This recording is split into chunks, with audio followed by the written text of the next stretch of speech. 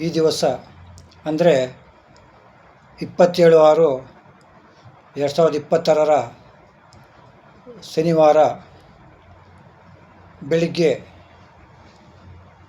ನಡೆದಂತಹ ನಾಡಪ್ರಭು ಬೆಂಗಳೂರಿನ ನಿರ್ಮಾತೃ ಕೆಂಪೇಗೌಡರ 517ನೇ ಜನ್ಮದಿನದ ಒಂದು ಕಾರ್ಯಕ್ರಮವನ್ನು ಜನಪ್ರಿಯ ಶಾಸಕರಾದ KM ಉದಯರವರ ಆದೇಶದಂತೆ ತಾಲೂಕು ಆಡಳಿತ ಕೆಂಪೇಗೌಡರ ಜಯಂತಿಯ ಕಾರ್ಯಕ್ರಮವನ್ನು ಹಮ್ಮಿಕೊಂಡಿದ್ದು ಶ್ರೀ ನರಸಿಂಹಸ್ವಾಮಿ ದೇವಸ್ಥಾನದಿಂದ ಪೇಟೆ ಬೀದಿ ಮುಖಾಂತರ ಮದ್ದೂರಿನ ಕ್ರೀಡಾಂಗಣದಲ್ಲಿ ಕಾರ್ಯಕ್ರಮವನ್ನು ಹಮ್ಮಿಕೊಳ್ಳಲಾಗಿತ್ತು. ಶಾಸಕರು ಮದ್ದೂರಿನಲ್ಲಿ ಇದ್ದಾಗ ಪ್ರತಿದಿನ ನೂರಾರು ಜನ ಅವರ ವೈಯಕ್ತಿಕ ಕೆಲಸಗಳನ್ನು ಮಾಡಿಸಿಕೊಳ್ಳೋಕ್ಕೆ ಅವ್ರನ್ನ ಭೇಟಿಯಾಗಿ ಬರ್ತಾರೆ. ಮದ್ದೂರು ಪಟ್ಟಣದಲ್ಲಿ ಪುರಸಭಾ ವ್ಯಾಪ್ತಿಯನ್ನು ನಾವು ತಗೊಂಡಾಗ 23 ವಾರ್ಡ್ ಬರ್ತದೆ. 23 ವಾರ್ಡ್ಗಳಲ್ಲಿ ಒಂದು 4-5 ವಾರ್ಡ್ ಬಿಟ್ಟರೆ ಇನ್ನೆಲ್ಲ ವಾರ್ಡಲ್ಲೂ ಸಹ ಕನಿಷ್ಠ 400-500 ಜನ ಒಕ್ಕಲಿಗ ಬಾಂಧವರು ಕಂಡುಬರ್ತಾರೆ. ಆದರೆ ಶಾಸಕರು ಬಂದಾಗ ನೂರಾರು ಜನ ನಮ್ಮ ಕುಲ ಬಾಂಧವರು ಅವರ ಕೆಲಸ ಕಾರ್ಯ ಮಾಡಿಸ್ಕೊಳ್ಳೋಕೆ ಬರ್ತಾರೆ. ಆದರೆ ಶಾಸಕರೇ ಹಮ್ಮಿಕೊಂಡಂತಹ ಈ ಒಂದು ಕಾರ್ಯಕ್ರಮದಲ್ಲಿ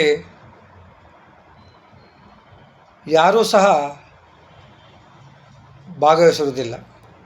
ಭಾಳ ಬೇಸರ ಆಗ್ತು. ಬೆಳಗ್ಗೆ ನಾನು ನಮ್ಮ ಸ್ನೇಹಿತರೆಲ್ಲ ನಮ್ಮ ಕಸ್ತೂರಿ ಕರ್ನಾಟಕ ಜನಪರ ವೇದಿಕೆಯ ನಮ್ಮ ಕಾರ್ಯಕರ್ತರು ಸಹ ನಾವು ಭಾಗವಹಿಸಿದ್ದು. ಅಲ್ಲಿ ಸರ್ಕಾರಿ ಅಧಿಕಾರಿಗಳನ್ನು ಬಿಟ್ಟರೆ, ಶಾಲಾ ಮಕ್ಕಳನ್ನ ಬಿಟ್ಟರೆ ಒಕ್ಕಲಿಗ ಜನಾಂಗದವರು ಅಂತೇಳಿ ಒಂದು 16-17 ಜನ ಇದ್ದು. ಬಹುಶಃ 23 ವಾರ್ಡ್ಗೆ ಜನ ಬಂದಿದ್ರು 230 ಜನ ಆಗ್ತಾಯಿತ್ತು ನಮ್ಮ ಒಕ್ಕಲಿಗರ ಸ್ನೇಹಿತರು ಬಾಂಧವರು. ನಾವು ಮೆರವಣಿಗೆ ಬರ್ತಾಗ ನೋಡ್ತಾ ಇದೆ, ಎಲ್ಲ ಅಲ್ಲಲ್ಲೇ ಟೀ ಅಂಗಡಿ ತಗೋ ಬೇರೆ ಬೇರೆ ಅಂಗಡಿಗಳು ತಗೋ ಕೂತ್ಕೊಂಡು ಉತ್ಸಾಹ ನಗ್ತಾಯಿದ್ರು. ಇಷ್ಟೇ ಜನ ಅಂದ್ಕೊಂಡು ಅವರವರ ಮನಸ್ಸಲ್ಲೇ ಮಾತಾಡ್ಕೊಂಡು ನಗ್ತಾಯಿದ್ರು. ಭಾಳ ಬೇಸರ ಆಗ್ತು.